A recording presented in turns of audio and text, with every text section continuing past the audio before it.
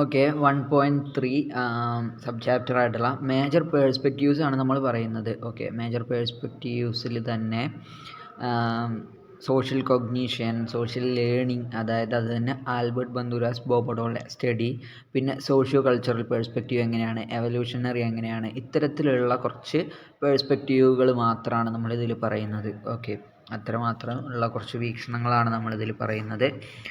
First one, social cognition. Okay. എന്താണ് social cognition? സാമൂഹ്യ ജ്ഞാനം എന്ന് നമുക്ക് പറയാം.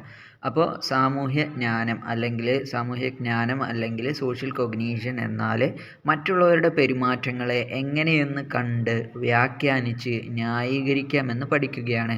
അപ്പോൾ വേറൊരാളുടെ പെരുമാറ്റം അതെങ്ങനെയാണ്, അതാദ്യം നമ്മൾ വീക്ഷിക്കും, എന്നിട്ട് അതിനൊന്ന് വ്യാഖ്യാനിക്കും, എന്നിട്ട് അതിനെ ന്യായീകരിക്കുക. അപ്പോൾ ഇങ്ങനെ പഠിക്കുന്നതിനെയാണ് എന്തെന്ന് പറയുക? സാമൂഹിക ജ്ഞാനെന്ന് പറയുക. ഓക്കെ. സാമൂഹ്യ ജ്ഞാനെന്ന് പറയുക. ഇനി ഇത് വ്യക്തികളെയും സാമൂഹ്യ സാഹചര്യങ്ങളെയും മനസ്സിലാക്കുന്നതിനുള്ള നമ്മുടെ ചിന്ത, വികാരം, ഇടപെടലുകൾ എന്നിവ പോലുള്ള മാനസിക പ്രക്രിയകളെ പഠിക്കുന്നു. അപ്പോൾ ഇതെന്താണ്? ഇത് വ്യക്തികളെ അതേപോലെ തന്നെ സാമൂഹ്യ സാഹചര്യങ്ങളെ ഒക്കെ മനസ്സിലാക്കുന്നതിനുള്ള നമുക്ക് ആവശ്യമായിട്ടുള്ള ചിന്ത ഉണ്ടാവില്ല. ഇപ്പോൾ നമ്മളൊരു വ്യക്തിയെ മനസ്സിലാക്കുമ്പോൾ അല്ലെങ്കിൽ ഒരു സമൂഹത്തിനെ മനസ്സിലാക്കുമ്പോൾ നമുക്ക് വേണ്ട ചിന്ത, അതേപോലെ നമുക്ക് പല വികാരങ്ങളുണ്ടാകും, പലതരത്തിലുള്ള ഇടപെടലുകൾ ഇവരായിട്ട് നടത്തേണ്ടി വരും, എന്നിവ പോലുള്ള മാനസിക പ്രക്രിയകളെ പഠിക്കുന്ന ഒന്നാണ് ഇത്. ഓക്കെ. പിന്നെ സാമൂഹ്യ ജ്ഞാനം ബാല്യത്തിലും കൗമാരത്തിലും വികസിക്കുന്നുണ്ട്. കുട്ടികൾക്ക് തങ്ങളുടേതും മറ്റുള്ളവരുടെയും വികാരങ്ങളെ മനസ്സിലാക്കാൻ ഈ പ്രായത്തിൽ പഠിക്കുന്നു. അപ്പോൾ ഈ ഒരു സാമൂഹിക ജ്ഞാനം എന്ന് പറഞ്ഞു കഴിഞ്ഞാൽ നമ്മുടെ ബാല്യകാലത്തിലാണെന്നുണ്ടെങ്കിലും കൗമാരത്തിലാണെന്നുണ്ടെങ്കിലും ആണ് ഇത് കൂടുതലായിട്ട് എന്ത് ചെയ്യുക? വികസിക്കുക. ഓക്കെ. അങ്ങനെ വികസിക്കുന്നത് ഈ ഒരു സമയത്തായിരിക്കും. അപ്പോൾ എന്താണിത് ശരിക്കും എന്ന് പറഞ്ഞു കഴിഞ്ഞാൽ വ്യക്തികളുടെയും അതേപോലെ തന്നെ സമൂഹത്തിൻ്റെ സാഹചര്യങ്ങളൊക്കെ നമുക്ക് മനസ്സിലാക്കുന്ന സമയത്ത് നമ്മുടെ ചിന്തയും വികാരവും ഇടപെടലുകളും ഒക്കെ അടങ്ങിയിട്ടുള്ള ആ ഒരു മാനസിക പ്രക്രിയകളെ പഠിക്കുന്നതിനെയാണിതെന്ന് പറയുക സാമൂഹ്യ ജ്ഞാനം എന്ന് പറയുന്നത്. ഓക്കെ. സാംസ്കാരിക വ്യത്യാസങ്ങൾ സമൂഹ സാഹചര്യങ്ങളെ വ്യാഖ്യാനിക്കുന്നതിൽ വലിയ പങ്ക് വഹിക്കുന്നുണ്ട്. ശരിയാണ്. നമ്മളൊരു സമൂഹത്തിനെ വ്യാഖ്യാനിക്കുന്ന സമയത്ത് ഇപ്പോൾ നമ്മൾ തമിഴ്നാട്ടിലുള്ള ആളുകളെ പോലെയാണ് നമ്മൾ കർണാടകയിലുള്ള ആളുകളെ പറയുക, അല്ലെങ്കിൽ പഞ്ചാബിലുള്ള ആളുകളെ പറയുക. അപ്പോൾ അതെന്താണ്? അവരുടെ സമൂഹം, അവരുടെ ജീവിതം, അവരുടെ സാഹചര്യമൊക്കെ വ്യത്യാസമില്ലേ? ഒരേ പെരുമാറ്റം വ്യത്യസ്ത സംസ്കാരങ്ങളിൽ വ്യത്യസ്ത അർത്ഥമായിരിക്കാം. അപ്പോൾ ഒരേ പെരുമാറ്റം തന്നെ ആയിരിക്കും. ഓക്കെ. അത് ഞാൻ പറയുന്നില്ല. ഇപ്പോൾ ചിലത് നമ്മുടെ സംസ്കാരത്തിൽ ചിലപ്പോൾ അത് നല്ല വാക്കായിരിക്കും, പക്ഷേ വേറെ ചില നാടുകളിൽ എന്തായിരിക്കും അത് ചിലപ്പോൾ തെറി അല്ലെങ്കിൽ ഒരു അസഭ്യ വാക്കായിട്ട് മാറും. അപ്പോൾ അതാണ് പറഞ്ഞത്, ഒരേ പെരുമാറ്റം വ്യത്യസ്ത സംസ്കാരങ്ങളിൽ വ്യത്യസ്ത അർത്ഥമായിരിക്കാം അതിനുണ്ടാകുക. ഓക്കെ. ഇനി നമുക്ക് നെക്സ്റ്റ് പഠിക്കാനുള്ളത് സോഷ്യൽ ലേണിംഗ് പേഴ്സ്പെക്റ്റീവാണ്. മറ്റുള്ളവരെ നിരീക്ഷിച്ചും അനുകരിച്ചും പെരുമാറ്റങ്ങൾ പഠിക്കുന്നതിന് കൂടുതൽ പ്രാധാന്യം കൊടുക്കുന്നതിനെയാണ് സാമൂഹിക പഠന ദർശനം എന്ന് പറയുന്നത്. അതായത് മറ്റുള്ളവരെ നിരീക്ഷിക്കുന്നതിനും അതേപോലെ തന്നെ അനുകരിക്കുന്ന പെരുമാറ്റങ്ങൾ പഠിക്കുന്നതിനും ഒക്കെ എന്ത് ചെയ്യുക? വലിയ പ്രാധാന്യം കൊടുക്കുന്നതിനെയാണ് ഇതെന്ന് പറയുക സോഷ്യൽ ലേണിംഗ് പേഴ്സ്പെക്റ്റീവ് എന്ന് പറയുക. ഓക്കെ. കുടുംബമാവട്ടെ, വിദ്യാലയമാവട്ടെ, സമൂഹം, ഇവയിലൊക്കെ എന്ത് ചെയ്യുന്നുണ്ട്?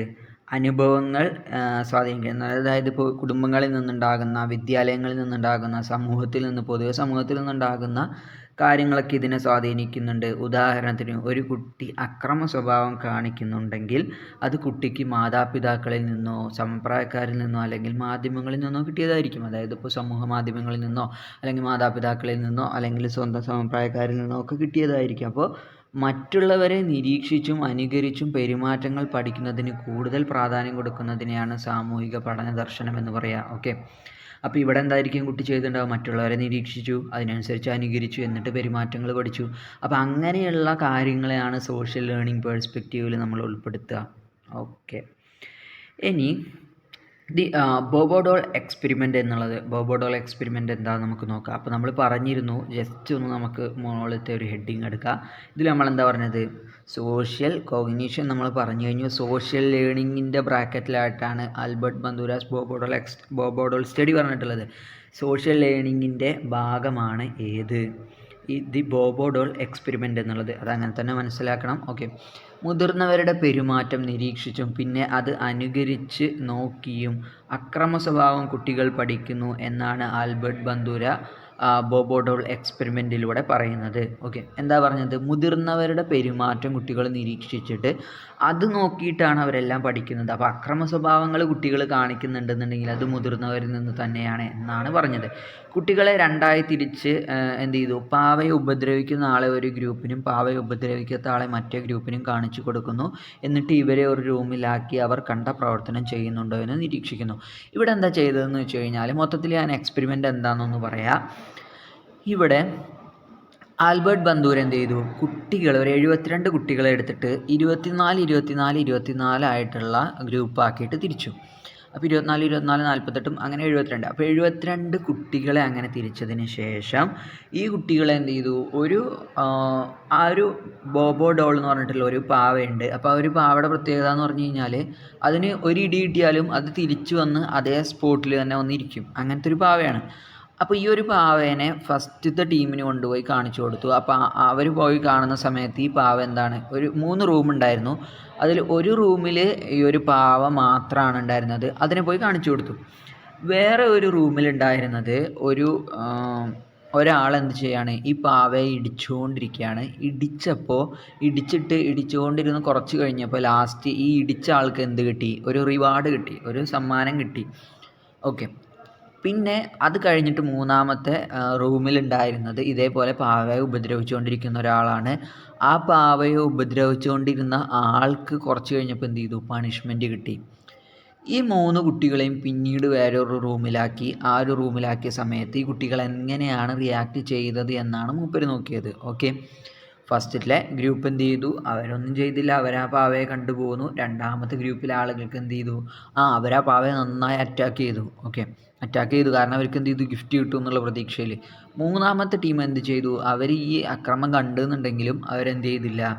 കാര്യമായിട്ടൊന്നും ചെയ്തില്ല. കാരണം അവർ കണ്ടു ഈ ഇടിച്ച ആൾക്ക് പിന്നീട് എന്ത് ചെയ്തിട്ടുണ്ടായിരുന്നു? പണിഷ്മെൻറ്റ് കിട്ടിയിട്ടുണ്ടായിരുന്നു എന്നുള്ളത് കണ്ടു. അത് കാരണം അവരെന്ത് ചെയ്തില്ല? കാര്യമായിട്ടൊന്നും ചെയ്തില്ല. ഓക്കെ, ഇതാണ് ഇവിടുത്തെ എക്സ്പെരിമെൻ്റ്. അപ്പോൾ ഇതിൽ നിന്ന് നമുക്ക് മനസ്സിലാകും, നമ്മൾ കാണിച്ചു കൊടുക്കുന്നതിനനുസരിച്ചാണ് കുട്ടികൾ വളരുക എന്നുള്ള രൂപത്തിലുള്ള ഒരു എക്സ്പെരിമെൻ്റ് ആയിരുന്നു ഇത്. ഇത് പലതരത്തിൽ ഈ എക്സ്പെരിമെൻ്റ് പറയപ്പെടുന്നുണ്ട് കേട്ടോ.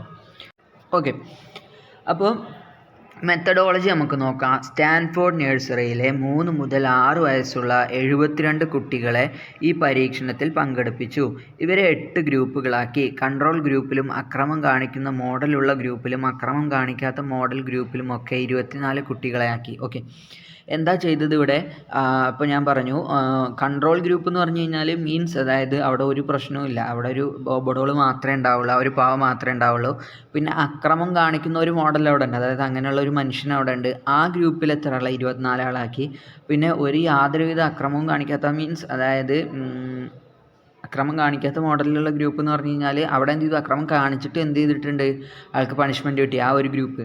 അപ്പോൾ ഇവിടെയൊക്കെ ഓരോ ഗ്രൂപ്പിലും ആൺകുട്ടിയും പെൺകുട്ടിയും ഉണ്ടായിരുന്നു. പരീക്ഷണത്തിന് മുമ്പ് കുട്ടികളുടെ അക്രമ സ്വഭാവം താരതമ്യപ്പെടുത്തിയിരുന്നു. അപ്പോൾ ഓരോ കുട്ടിയിലും പരീക്ഷണത്തിന് മുന്നേ ഉള്ള അക്രമ സ്വഭാവം എന്ത് ചെയ്തിരുന്നു? താരതമ്യപ്പെടുത്തിയിരുന്നു. അതിന് ശേഷമുള്ളതും താരതമ്യപ്പെടുത്തിയിരുന്നു. അങ്ങനെയാണ് ഈ ഒരു എക്സ്പെരിമെൻ്റ് നടത്തിയത്. ആദ്യ ഗ്രൂപ്പിലെ കുട്ടികൾ വെറും പാവയെ മാത്രം കണ്ടു. രണ്ടാം ഗ്രൂപ്പ് പാവയെ ഉപദ്രവിക്കുകയും ആക്ഷേപിക്കുകയും ചെയ്യുന്ന ആളെയാണ് കണ്ടത്. മൂന്നാം ഗ്രൂപ്പ് പാവയുമായി കളിക്കുന്ന ആളെയും കണ്ടു. അതായത് ഈ എക്സ്പെരിമെൻ്റ് പലതരത്തിൽ പറയപ്പെടുന്നുണ്ട്. ഒരു രീതി എന്ന് പറഞ്ഞു കഴിഞ്ഞാൽ പാവ മാത്രം കണ്ടു. ഫസ്റ്റത്തെ ടീം പാവയെ മാത്രം കണ്ട ടീമാണ്. രണ്ടാമത്തെ ടീം എന്ന് പറഞ്ഞാൽ പാവയെ ഉപദ്രവിക്കുന്ന ആളെ കണ്ടു. മൂന്നാമത്തെ ടീം പാവയുമായി കളിക്കുന്ന ആളെ കണ്ടു എന്നും പറയപ്പെടുന്നുണ്ട് ഈ എക്സ്പെരിമെൻറ്റിനെ പറ്റിയിട്ട്. എന്നാൽ ഈ മൂന്നാമത്തെ ആൾ പാവയെ ഉപദ്രവിച്ച ആൾ തന്നെയാണ്. എന്നിരുന്നാലും അയാൾക്ക് ഉപദ്രവിച്ചതിൻ്റെ ഫലമായിട്ട് പണിഷ്മെൻറ്റ് കിട്ടി മൂന്നാമത്തെ ആൾക്ക്. അങ്ങനെ 2 തരത്തിൽ ഈ മൂന്നാമത്തെ ആളെ പറ്റി പറയുന്നുണ്ട് കേട്ടോ. ഓക്കെ, എന്താണ് റിസൾട്ട് എന്ന് നോക്കാം. റിസൾട്ട് ബന്ദൂരയുടെ അക്രമരഹിത ഗ്രൂപ്പിലെ കുട്ടികൾ ആയിരിക്കും സാധാരണ കുട്ടികളെക്കാൾ, അതായത് അക്രമരഹിത ഗ്രൂപ്പ് എന്ന് പറഞ്ഞാൽ നമ്മൾ മൂന്നാമത് പറഞ്ഞ ഗ്രൂപ്പ്. അപ്പോൾ അവിടെ എന്ത് നടന്നിട്ടില്ല, അവിടെ എന്ത് ചെയ്യായിരുന്നു? ഈ ഒരു മോഡല് കുട്ടികളുമായി കളിക്കുകയായിരുന്നു എന്നുള്ള ഇതിൽ തന്നെ നമുക്ക് പോകട്ടോ. എന്നാലാണ് ഇത് നമുക്കൊരു രസമായിട്ട് കിട്ടുക. നമ്മൾ ഫസ്റ്റ് പറഞ്ഞ ഒരു രീതി ഉണ്ടല്ലോ, അതായത് മൂന്നാമത്തെ ഗ്രൂപ്പിലെ ആൾ എന്ത് ചെയ്തു? പാവയെ ഇടിച്ചു, എന്നിട്ട് ആൾക്ക് പണിഷ്മെൻറ്റ് കിട്ടി എന്നുള്ളത് ഇവിടെ പിന്നെ നമുക്ക് വേണ്ട. ഇവിടെ എന്ത് ചെയ്യുക? അയാളെ മൂന്നാമത്തെ മോഡല് അയാളെന്ത് ചെയ്തിട്ടില്ല? പാവയെ ഉപദ്രവിച്ചിട്ടില്ല, പാവയുമായി കളിച്ചു എന്ന അർത്ഥത്തിൽ പോവുക. 2 തരത്തിലും പറയപ്പെടുന്നുണ്ട്. അപ്പോൾ ഇവിടെ നമുക്ക് അങ്ങനെ യൂസ് ചെയ്യാം. ഓക്കെ, അപ്പോൾ ആ അക്രമരഹിത ഗ്രൂപ്പിലെ കുട്ടികളായിരിക്കും സാധാരണ കുട്ടികൾ എന്ന് പറഞ്ഞാൽ ഫസ്റ്റ് ഗ്രൂപ്പിലെ കുട്ടികൾ. അവരെന്ത് ചെയ്തു, വെറും പാവ മാത്രം കണ്ടുവന്നവരാണ്. അപ്പോൾ അവരെക്കാളിലും അക്രമരഹിത ഗ്രൂപ്പിലെ കുട്ടികളാണ് അക്രമ സ്വഭാവം കുറവ് കാണിക്കുന്നത് എന്ന് പ്രവചിച്ചു. ആര്? ആദ്യം തന്നെ പ്രവചിക്കുക എന്ന് പറഞ്ഞാൽ ആദ്യം തന്നെ പറയുന്നതിനാണ് അല്ലേ. അപ്പോൾ ബന്ദൂർ എന്ത് ചെയ്തു, ആദ്യം തന്നെ പറഞ്ഞു ഈ മൂന്നാമത്തെ ടീമുണ്ടല്ലോ, അതായത് പാവയുമായി കളിക്കുന്നത് കണ്ട ആ ഒരു ടീമാണ് ഫസ്റ്റത്തിലെ വെറും പാവയെ കണ്ട ടീമിനേക്കാളിലും അക്രമ സ്വഭാവം കുറവ് കാണിക്കുക എന്ന് അദ്ദേഹം പറഞ്ഞു.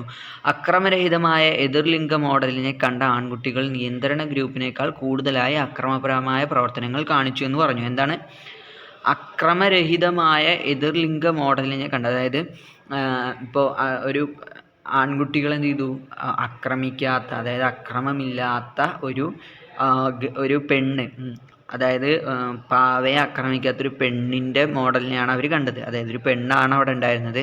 അങ്ങനെ കണ്ട ആൺകുട്ടികൾ എന്ത് ചെയ്തു, നിയന്ത്രണ ഗ്രൂപ്പിനേക്കാൾ കൂടുതലായി അക്രമപരമായ പ്രവർത്തനങ്ങൾ കാണിച്ചു. ഏതിനേക്കാളിലും? നിയന്ത്രണ ഗ്രൂപ്പ് എന്ന് പറഞ്ഞു കഴിഞ്ഞാൽ കൺട്രോൾഡായ ഗ്രൂപ്പ് ഉണ്ടല്ലോ, ആ ഒരു ഗ്രൂപ്പിനേക്കാളിലും കൂടുതലായ അക്രമ സ്വഭാവം കാണിച്ചത് ആരാണ്? ഈ ടീമാണ്. അവർ കാണിക്കാനുള്ള കാരണം എന്താണ്? ഇവർ കണ്ട ടോയുമായി കണ്ടത് ആരെയായിരുന്നു? ഒരു സ്ത്രീയെ ആയിരുന്നു. അപ്പോൾ അത് കാരണം അവരെന്ത് ചെയ്തു, മറ്റവരെക്കാൾ കൂടുതലായിട്ട് അക്രമ സ്വഭാവം കാണിച്ചു. അതായത് ഇപ്പോൾ എന്താ പറഞ്ഞതെന്ന് വെച്ച് കഴിഞ്ഞാൽ, ബോബോഡോൾ എക്സ്പെരിമെൻറ്റിൽ ഏറ്റവും കൂടുതൽ അക്രമം കാണിക്കാത്തവരാരാന്ന് ചോദിച്ചു കഴിഞ്ഞാൽ ഇവരെ കണ്ടവർ തന്നെയാണ്. അതായത് ബോബോഡോൾ എക്സ്പെരിമെൻ്റ് പ്രകാരം ഈ മൂന്നാമത്തെ ടീം, അതായത് പാവയുമായി കളിക്കുന്നവർ കണ്ടവരാണ് ഫസ്റ്റ് ടീമായിട്ടുള്ള പാവയെ മാത്രം കണ്ടവരെക്കാളും കുറവായിട്ട് അക്രമ സ്വഭാവമുള്ളത് എന്ന് പറഞ്ഞു. എന്നാൽ അതിലൊരു എക്സെപ്ഷണൽ കേസ് ഉണ്ട്. അതിലെ ആൺകുട്ടികൾ ഒരു സ്ത്രീയെയാണ് പാവയുമായി കളിക്കുന്നത് എന്നുണ്ടെങ്കിൽ അവർക്ക് എന്തിനേക്കാളിലുള്ള അക്രമ സ്വഭാവമുണ്ട്? ഫസ്റ്റ് കണ്ട ടീമിനേക്കാളിലുള്ള അക്രമ സ്വഭാവമുണ്ട്. അതായത് പാവയെ മാത്രം കണ്ടുവന്നവരെക്കാളിലുമുള്ള അക്രമ സ്വഭാവമുണ്ട് എന്നതിൽ നിന്ന് മനസ്സിലാക്കണം. ഓക്കെ, രണ്ടാമത് കണ്ട ടീം, അതായത് ഇപ്പോൾ നമ്മൾ പറഞ്ഞിട്ടുള്ള ഈ രണ്ടാമത് കണ്ട ടീം എന്ത് ചെയ്തു, അവർ കറക്റ്റായിട്ട് അക്രമകാരിയായ മോഡലിനെ കണ്ട കുട്ടികൾ എന്ത് ചെയ്തു, അവരിൽ നിന്ന് ആ പെരുമാറ്റം അനുകരിച്ചു എന്ന് കണ്ടെത്താൻ വേണ്ടി കഴിഞ്ഞു. പിന്നെ ആൺകുട്ടികൾ പെൺകുട്ടികളെക്കാൾ അക്രമ സ്വഭാവക്കാർ ആയിരുന്നു. സ്വാഭാവികമാണ്. ആൺകുട്ടികൾ അക്രമകാരിയായ ആൺ മോഡലിനെ കണ്ടപ്പോഴാണ് കൂടുതൽ അക്രമകാരിയായത്. ഞാൻ നേരത്തെ പറഞ്ഞല്ലോ, ആ ഒരു അക്രമകാരിയായിട്ടുള്ള ആൺ മോഡലിനെ കാണുമ്പോൾ അവർ കൂടുതലായി അക്രമകാരികളാകുന്നുണ്ട്. ഓക്കെ, എന്നാൽ പെൺകുട്ടികളെ കൂടുതൽ വാചിക അക്രമം അനുകരിച്ചു. പിന്നെ ഇപ്പോൾ നമ്മൾ പറഞ്ഞു ഈ ഒരു ഫസ്റ്റത്തെ ടീമത്തെ ആൾ തന്നെ, അതായത് ഫസ്റ്റത്തെ ടീം ഇപ്പോൾ എന്താ ഉണ്ടായത്, ഫസ്റ്റത്തെ ടീമത്തെ ആൾ ഫസ്റ്റത്തെ ടീം പോയി ആ റൂമിൽ കയറി നോക്കിയപ്പോൾ അവിടെ ഒരു പാവ മാത്രമാണുള്ളത്. രണ്ടാമത്തെ ടീം ഒരു റൂമിൽ കയറി നോക്കിയപ്പോൾ അവിടെ ഒരാൾ എന്ത് ചെയ്യുന്നുണ്ട്, ഈ പാവയെ ഇടിക്കുന്നുണ്ട്, ഒപ്പം എന്ത് ചെയ്യുന്നുണ്ട്, പാവയെ ഇങ്ങനെ ചീത്ത പറയുന്നുണ്ട്. മൂന്നാമത്തേൽ കയറിയപ്പോൾ അവിടെ എന്ത് ചെയ്യുന്നുണ്ട്, ഒരാൾ ഇരുന്നിട്ട് പാവയുമായി കളിച്ചുകൊണ്ടിരിക്കുകയാണ്. ഇതാണ് കണ്ടത്. അപ്പോൾ ഈ രണ്ടാമത്തെ ഗ്രൂപ്പിലെ പെൺകുട്ടികൾ എന്ത് ചെയ്തിട്ടുണ്ടല്ലോ, ഈ രണ്ടാമത്തെ ഗ്രൂപ്പിലെ കണ്ടതിൽ പെൺകുട്ടികളുണ്ട്. അതിൽ പെൺകുട്ടികൾ സെലക്ട് ചെയ്ത് എന്താണ്, മറ്റേ വാചികമായിട്ടുള്ള, അതായത് എന്താ പറയുക, ചീത്ത പറയുക, അങ്ങനത്തെ കാര്യങ്ങളാണ് അവരതിൽ ഉൾപ്പെടുത്തിയിട്ടുണ്ടായിരുന്നത്. എന്നാൽ മറ്റേ ടീം ഏത്, ആൺകുട്ടികൾ അതിൽ നിന്ന് എടുത്തത് എന്താണ്, അവരങ്ങനെയല്ല, അവർ ചീത്ത പറയാനല്ല നിന്നത്, അവർ നേരെ മറിച്ചിട്ട് ഫൈറ്റിങ് അല്ലെങ്കിൽ അതിനെ ഉപദ്രവിക്കാനാണ് അവരതിന് നിന്നത്. ഓക്കെ, സോഷ്യോ കൾച്ചറൽ പേഴ്സ്പെക്റ്റീവാണ് നമുക്ക് പറയാനുള്ളത്. സാമൂഹ്യ സാംസ്കാരികമായിട്ടുള്ള വീക്ഷണം എന്നുള്ളതാണ്. ഓക്കെ, അപ്പോൾ സാമൂഹ്യ സാംസ്കാരിക വീക്ഷണ പ്രകാരം മറ്റുള്ളവരുമായി ഉള്ള ഇടപെടലുകൾ വഴി നമുക്ക് സാമൂഹിക മാനദണ്ഡങ്ങളും, അപ്പോൾ ബാക്കിയുള്ളവരുമായിട്ട് നമ്മൾ ബാക്കിയുള്ളവരായിട്ട് ഇങ്ങനെ ഇടപഴകുമ്പോൾ നമുക്ക് എന്ത് കിട്ടും, സാമൂഹ്യമായിട്ടുള്ള കുറച്ച് നോംസ് ഉണ്ട്, മാനദണ്ഡങ്ങളുണ്ട്, അത് കിട്ടും. പിന്നെ നിയമങ്ങളൊക്കെ നമുക്ക് പഠിക്കുക, അത് നമ്മുടെ പെരുമാറ്റത്തെ സ്വാധീനിക്കുന്നു. ഇപ്പോൾ നമ്മളിങ്ങനെ സമൂഹത്തിൽ ജീവിക്കുമ്പോഴാണ് നമുക്ക് മനസ്സിലാവുക, ഈ കാര്യം നമുക്ക് ചെയ്യാൻ പറ്റുന്നതല്ല, അല്ലെങ്കിൽ ഈ കാര്യം നമുക്ക് കിട്ടുന്നതല്ല. അങ്ങനത്തെ ഓരോ കാര്യങ്ങളും നമ്മൾ പഠിക്കുന്നത് എങ്ങനെയായിരിക്കും, സമൂഹത്തിൽ ഇടപഴകുന്നതിലൂടെയാണ്. സമൂഹത്തിലുള്ള കുറച്ച് മാനദണ്ഡങ്ങൾ ഉണ്ടാകും, കുറച്ച് നിയമങ്ങൾ ഉണ്ടാകും, അതൊക്കെ നമ്മൾ അങ്ങനെയാണ് പഠിക്കുക അല്ലേ. ഈ വീക്ഷണം സാംസ്കാരികവും സാമൂഹിക മാനദണ്ഡങ്ങളുടെയും പ്രാധാന്യത്തിൽ എതിർത്തും പ്രകടിപ്പിക്കുന്നുണ്ട്. കുട്ടികൾ അതായത് ഈ വീക്ഷണം സാംസ്കാരികവും സാമൂഹിക മാനദണ്ഡങ്ങളുടെയും പ്രാധാന്യത്തെ എതിർത്തും പ്രകടിപ്പിക്കുന്നു. അതായത് സാമൂഹികവും സാംസ്കാരികവുമായിട്ടുള്ള പ്രാധാന്യങ്ങളുടെ ഓപ്പോസിറ്റ് വരുന്ന കാര്യങ്ങളെ ഇതിൽ നമുക്ക് മനസ്സിലാക്കാൻ വേണ്ടി കഴിയും. ഓക്കെ, കുട്ടികൾ മറ്റു ആളുകളുമായി ചേർന്ന് പ്രശ്നപരിഹാരത്തിലൂടെ പെരുമാറ്റവും സാമൂഹിക മൂല്യങ്ങളും പഠിക്കുന്നു എന്നാണ് ഈ ദർശനം നിർദ്ദേശിക്കുന്നത്. അപ്പോൾ സോഷ്യോ കൾച്ചറൽ പേഴ്സ്പെക്റ്റീവ് എന്ന് പറഞ്ഞു കഴിഞ്ഞാൽ നമ്മൾ സാമൂഹികവും അതേപോലെ തന്നെ എന്ത് ചെയ്യുക, കൾച്ചറുമായിട്ടുള്ള എല്ലാ കാര്യങ്ങളിലും പങ്കെടുക്കുക. അങ്ങനെ പങ്കെടുക്കുന്നത് വഴി നമുക്കതൊക്കെ പഠിക്കാൻ വേണ്ടി കഴിയും. പ്രശ്നപരിഹാരമൊക്കെ നമ്മൾ അതിലൂടെ, പെരുമാറ്റവും ഒക്കെ എന്ത് ചെയ്യാൻ പറ്റും, നമുക്കതിലൂടെ പഠിക്കാൻ വേണ്ടി കഴിയും എന്നൊക്കെയാണ് ഈ ഒരു വീക്ഷണം മുന്നോട്ട് വയ്ക്കുന്നത്.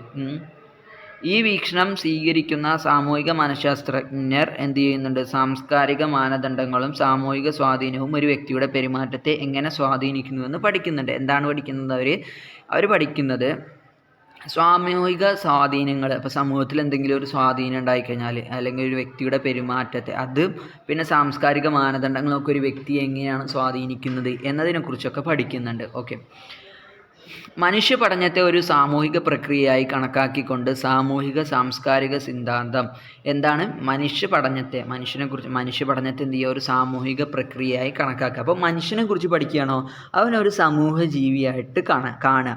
എന്നിട്ട് എന്ത് ചെയ്യുക, സാമൂഹിക സാംസ്കാരിക തിയറികളെ വ്യക്തിയുടെ വളർച്ചയെയും പഠനത്തെയും സമൂഹം എങ്ങനെ സ്വാധീനിക്കുന്നു എന്ന് പരിശോധിക്കുക. ഓക്കെ, മനുഷ്യ പഠനത്തെ ഒരു സാമൂഹിക പ്രക്രിയയായി കണക്കാക്കിക്കൊണ്ട് സാമൂഹിക സാംസ്കാരിക സിദ്ധാന്തം വ്യക്തിയുടെ വളർച്ചയെയും പഠനത്തെയും സമൂഹം എങ്ങനെ സ്വാധീനിക്കുന്നു എന്ന് പരിശോധിക്കുന്നുണ്ട്.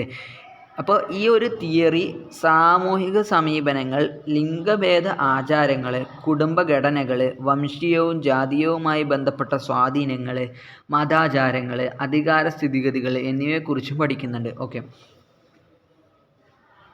ഓക്കെ, സാമൂഹിക സാംസ്കാരിക സിദ്ധാന്തം എന്നത് വ്യക്തിയുടെ വളർച്ചയെയും പഠനത്തെയും സമൂഹം എങ്ങനെ സ്വാധീനിക്കുന്നു എന്ന് പരിശോധിക്കുകയാണ് ചെയ്യുന്നത്. എന്താണ് വ്യക്തിയുടെ വളർച്ചയെ, അതേപോലെ തന്നെ അവൻ്റെ പഠനത്തെയൊക്കെ സമൂഹം എങ്ങനെ സ്വാധീനിക്കുന്നു എന്നുള്ളത് പഠിക്കുന്നു എന്നതാണെന്ന് നമ്മൾ പറഞ്ഞു. അപ്പോൾ അതിനെന്ത് ചെയ്യുന്നുണ്ട്, എന്താണ് ഇത്, സാമൂഹിക സമീപനങ്ങൾ, ലിംഗഭേദ ആചാരങ്ങൾ, കുടുംബഘടനകൾ, വംശീയവും ജാതീയവുമായി ബന്ധപ്പെട്ട സ്വാധീനങ്ങൾ, മതാചാരങ്ങൾ, അധികാര സ്ഥിതിഗതികൾ എന്നിവയെക്കുറിച്ചും അതിൽ പഠിക്കേണ്ടി വരുന്നുണ്ട്, അല്ലെ അത് പഠിക്കുന്നുണ്ട്. ഇത് സമൂഹമോ ഗ്രൂപ്പുകളോ വ്യക്തിയുടെ പെരുമാറ്റം, ചിന്ത, പ്രവർത്തികൾ എന്നിവയെ എങ്ങനെ രൂപീകരിക്കുന്നു എന്ന് എന്ത് ചെയ്യുന്നുണ്ട്, മാക്രോ അപ്രോച്ചിലൂടെ മനസ്സിലാക്കുന്നു. അപ്പോൾ ഈ ഒരു സാധനം എന്താ ചെയ്യുന്നതെന്ന് വെച്ച് കഴിഞ്ഞാൽ,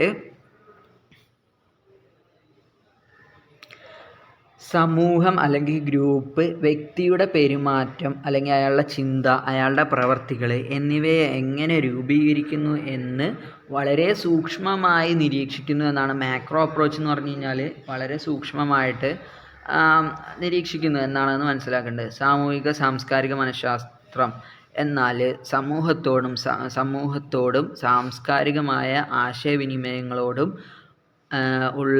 അതിനോടൊക്കെയുള്ള ഇടപെടലുകൾ മനുഷ്യൻ്റെ പെരുമാറ്റവും വ്യക്തിത്വവും എങ്ങനെ രൂപപ്പെടുത്തുന്നു എന്നതിനെക്കുറിച്ചാണ് പഠിക്കുക. അതായത് സാമൂഹിക സാംസ്കാരിക മനഃശാസ്ത്രം ശരിക്കും എന്തിനെക്കുറിച്ചാണ് പഠിക്കുന്നത്, സമൂഹത്തോടും അതേപോലെ തന്നെ കൾച്ചറൽ പരമായിട്ടുള്ള ആശയങ്ങളോടും അല്ലെങ്കിൽ ആശയവിനിമയങ്ങളോടുമുള്ള മനുഷ്യൻ്റെ ഇടപെടലുകളും പെരുമാറ്റവും അയാളുടെ വ്യക്തിത്വവും എങ്ങനെയൊക്കെയാണ് രൂപപ്പെടുത്തുന്നത്, ഇതൊക്കെ എങ്ങനെയാണ് അയാളുടെ വ്യക്തിത്വത്തെ രൂപപ്പെടുത്തുന്നത് എന്നതിനെക്കുറിച്ചാണ് പഠിക്കുന്നത്.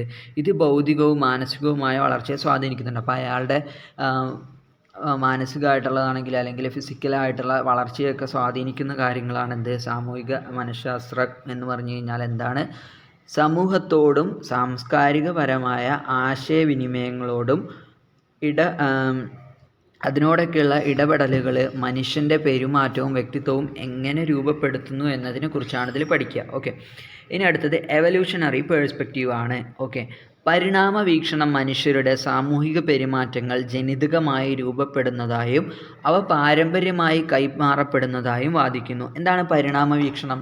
പരിണാമം എന്ന് പറഞ്ഞാൽ എന്താണെന്നറിയില്ലേ? അതായത് ചാൾസ് ഡാർവിൻ്റെ പരിണാമ സിദ്ധാന്തം, ഒറിജിൻ ഓഫ് സ്പീസീസ് എന്ന് പറഞ്ഞിട്ടുള്ള അദ്ദേഹത്തിൻ്റെ ഗ്രന്ഥത്തിലൊക്കെ ആയിട്ട് അദ്ദേഹത്തിനെ കുറിച്ച് പറയുന്നുണ്ട്. എന്തായാലും പരിണാമ വീക്ഷണം മനുഷ്യരുടെ സാമൂഹിക പെരുമാറ്റങ്ങൾ ജനിതകമായി രൂപപ്പെടുന്നതായി. പരിണാമ വീക്ഷണം എന്ന് പറഞ്ഞു കഴിഞ്ഞാൽ കുരങ്ങനിൽ നിന്ന് മനുഷ്യനിങ്ങനെ ഘട്ടം ഘട്ടമായിട്ട് ഏപ്സ് കഴിഞ്ഞ് അങ്ങനെ ഓരോ ഘട്ടങ്ങൾ കഴിഞ്ഞ് മനുഷ്യനായി മാറിയതാണെന്നുള്ളൊരു വീക്ഷണമാണ്.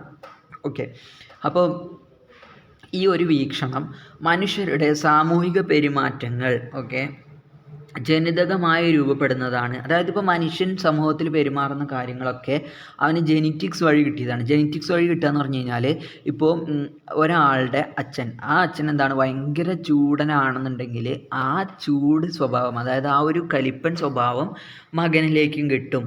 അതാണ് ജെനറ്റിക്സ് എന്ന് പറഞ്ഞു കഴിഞ്ഞാൽ. അപ്പോൾ ജെനറ്റിക്സിലൂടെയാണ് സാമൂഹിക പെരുമാറ്റങ്ങൾ രൂപപ്പെടുന്നത് എന്നാണ് ഇതിൽ പറയുന്നത്. അപ്പോൾ പാരമ്പര്യമായി കൈമാറപ്പെടുന്നതായും വാദിക്കുന്നു. ഓക്കെ, അപ്പോൾ ഒരു ഉദാഹരണം, ഇപ്പോൾ ഒരാളുടെ അച്ഛൻ എന്ത് ചെയ്യുന്നുണ്ട്, ഒരു സമൂഹത്തിന് നല്ല രൂപത്തിൽ പ്രസംഗിക്കാനും അവരെ സ്വാധീനിക്കാനൊക്കെ ഒരാൾക്ക് കഴിവുണ്ട് എന്നുണ്ടെങ്കിൽ അയാളുടെ മോനും എന്ത് ചെയ്യും, അങ്ങനെ ജെനറ്റിക്സിലൂടെ അത് കിട്ടും എന്നാണ് ഇതിൽ വാദിക്കുന്നത്. അതായത് ഒരാളെ അങ്ങനെ പ്രസംഗിക്കുന്നുണ്ട് എന്നുണ്ടെങ്കിൽ അയാളുടെ മുൻ തലമുറയിൽ നിന്ന് അയാൾക്ക് കിട്ടിയ ഒരു കഴിവാണത് എന്നാണ് ഇതിലൂടെ പറയുന്നത്. ഓക്കെ,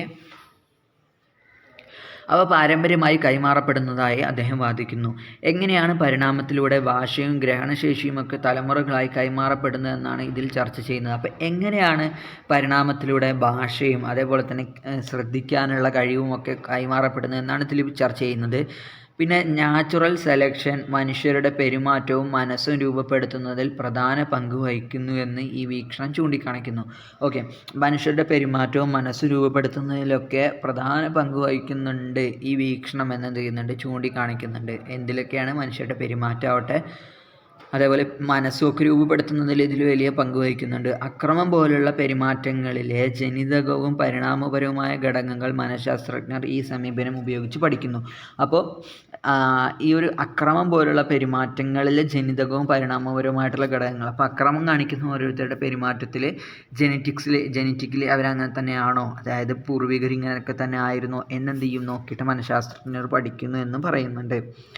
മനുഷ്യരുടെ സാമൂഹിക പെരുമാറ്റം പ്രത്യുൽപാദനം നിലനിർത്തുന്നതിനും ജീവിതത്തിനും അനുയോജ്യമായ സംവിധാനങ്ങൾ പ്രതിഫലിപ്പിക്കുന്നുവെന്ന് പരിണാമ വീക്ഷണം നിർദ്ദേശിക്കുന്നു. എന്താണ് മനുഷ്യരുടെ സാമൂഹിക പെരുമാറ്റം? സമൂഹത്തിൽ മനുഷ്യർ പെരുമാറുന്ന ആ ഒരു പെരുമാറ്റം അവരുടെ പ്രത്യുൽപാദനം, അതായത് അവരുടെ സമൂഹത്തെ അല്ലെങ്കിൽ അവരുടെ തലമുറയെ നിലനിർത്തുന്നതിനും ജീവിതത്തിനും അനുയോജ്യമായ സംവിധാനങ്ങൾ പ്രതിഫലിപ്പിക്കുന്നുവെന്ന് പരിണാമ വീക്ഷണം നിർദ്ദേശിക്കുന്നു.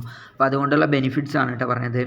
ഈ വീക്ഷണം വിവാഹ പങ്കാളിയെ തിരഞ്ഞെടുക്കുമ്പോഴും അക്രമം, പരോപകാരം, സാമൂഹിക ചിന്ത തുടങ്ങിയവയിലും പ്രയോഗിക്കപ്പെട്ടിട്ടുണ്ട് ഈ ഒരു വീക്ഷണം. ഓക്കെ, പിന്നെ ജീനുകളാണ് എല്ലാം നിയന്ത്രിക്കുന്നവ എന്ന തെറ്റിദ്ധാരണയടക്കമുള്ള ചില വിവാദങ്ങൾ ഈ ശാസ്ത്രശാഖ നേരിട്ടിട്ടുണ്ട്. അപ്പോൾ എന്താണ് നമ്മൾ പറയുക, ജീനുകളാണോ, അതായത് ജെനറ്റിക്കലി ഉള്ള എല്ലാ കാര്യങ്ങളും. ഇപ്പോൾ ഒരാളുടെ അച്ഛൻ എന്താണ് വലിയ തെമ്മാടിയാണ് എന്ന് വിചാരിച്ചിട്ട് മകനും അങ്ങനെ തന്നെയാകുമോ? അപ്പോൾ അവൻ്റെ ജീനിൽ, ഇപ്പോൾ അച്ഛൻ അങ്ങനെ ആയി എന്ന് വെച്ചിട്ട് ആ ജീനിൽ നിന്നുണ്ടായിട്ടുള്ള മകനും അങ്ങനെയാവുമോ എന്നുള്ള, അങ്ങനെ അതിലൊക്കെ വലിയ വിവാദങ്ങൾ നടക്കുന്നുണ്ട്. എല്ലാം അങ്ങനെയൊന്നും അല്ല എന്നുള്ള രൂപത്തിൽ എന്ത് ചെയ്യുന്നുണ്ട്, വലിയ രൂപത്തിലുള്ള വിവാദങ്ങൾ കാര്യങ്ങൾ നടക്കുന്നുണ്ട്. അപ്പോൾ ഇത്രയുമാണ് നമ്മുടെ ഈ ഒരു മൊഡ്യൂളിൽ വരുന്നത്. ഫസ്റ്റ് മൊഡ്യൂൾ വളരെ ഇമ്പോർട്ടൻ്റ് ആയിട്ടുള്ള മൊഡ്യൂളാണ്. ഓക്കെ, ഈ മൊഡ്യൂൾ വളരെ നന്നായിട്ട് എന്ത് ചെയ്യുക, വായിച്ച് നോക്കുക. എന്ത് ഡൗട്ട് ഉണ്ടെങ്കിലും നമ്മളോട് ചോദിക്കുക. പിന്നെ എക്സാമിൻ്റെ ആ ഒരു ടൈമിലാണ് നിങ്ങളത് നോക്കുന്നതെന്നുണ്ടെങ്കിൽ ജസ്റ്റ് എന്ത് ചെയ്യുക, നമ്മൾ കൊടുത്തിട്ടുള്ള ഓരോ നോട്ട്സിൻ്റെയും, ഇപ്പോൾ സോഷ്യൽ കോഗ്നിഷൻ ആണെങ്കിൽ സോഷ്യൽ ലേണിംഗ് ആണ്, അപ്പോൾ അതിൻ്റെ കീ നോട്ട്സുകൾ നന്നായി പഠിച്ച് വയ്ക്കുക. ഓക്കെ, അപ്പോൾ എന്തിനെക്കുറിച്ച് ചോദിച്ചു കഴിഞ്ഞാൽ നമുക്ക് പ്രധാനമായിട്ടും എത്ര പോയിൻറ്റ്സ് എങ്കിലും നമ്മുടെ കയ്യിൽ വേണം, ഒരു 4 പോയിൻറ്റ്സ് എങ്കിലും എല്ലാത്തിനെ പറ്റിയിട്ടും അറിഞ്ഞിരിക്കുക. അത് മാത്രം മതി എക്സാം എഴുതാൻ. ഓക്കെ, അങ്ങനെ എക്സാമിനായി പഠിക്കുന്നവരോടാണ് കേട്ടോ പറയുന്നത്. അല്ലാത്തവരെന്ത് ചെയ്യുക, നന്നായി വായിച്ച് തന്നെ പഠിക്കുക. എക്സാമിൻ്റെ തലേന്ന് നോക്കുന്നവരാണെന്നുണ്ടെങ്കിൽ ഇത്തരത്തിൽ എന്ത് ചെയ്യുക, ഒരു 4 പോയിൻ്റ് എല്ലാ സാധനങ്ങളെ കുറിച്ചിട്ട് അറ്റ്ലീസ്റ്റ് ഒരു 4 പോയിൻറ്റുകൾ നമ്മൾ ഓർത്ത് വെച്ചിട്ട് ആ ഒരു പോയിൻറ്റിന് നമ്മൾ എന്ത് ചെയ്യുക, വളരെ നല്ല രൂപത്തിൽ വിശദീകരിച്ച് എഴുതാനാണ് ശ്രമിക്കേണ്ടത്. കുറേ പഠിക്കുക എന്നുള്ളതിലല്ല, നമ്മൾ പഠിച്ച കാര്യങ്ങൾ എക്സാമിന് എഴുതുക എന്നതിലാണ് കാര്യം. ഓക്കെ, അപ്പോൾ നമ്മളെല്ലാം കൂടെ പഠിക്കാമെന്ന് കഴിഞ്ഞാൽ എക്സാമിന് എന്ത് ചെയ്യില്ല, ഒന്നും ഓർമ്മയില്ലാത്ത അവസ്ഥ വരും. അപ്പോൾ ഒരു ഹെഡിങ്ങിൻ്റെ കീഴിൽ പ്രധാനപ്പെട്ട 4 പോയിൻറ്റ്സ് പഠിച്ചു പോവുക. ഓക്കെ, അങ്ങനെ പോയാൽ തന്നെ എക്സാമിന് നല്ല മാർക്ക് സ്കോർ ചെയ്യാൻ വേണ്ടി കഴിയും. അപ്പോൾ നമ്മുടെ ഫസ്റ്റ് മൊഡ്യൂളിലൂടെ കംപ്ലീറ്റ് ആയിട്ടുണ്ട്. നിങ്ങൾക്ക് എന്ത് ഡൗട്ട് ഉണ്ടെങ്കിലും ചോദിക്കാവുന്നതാണ്. ഓക്കെ, അപ്പോൾ നമുക്ക് നെക്സ്റ്റ് മൊഡ്യൂളുമായിട്ട് കാണാം. Till then bye.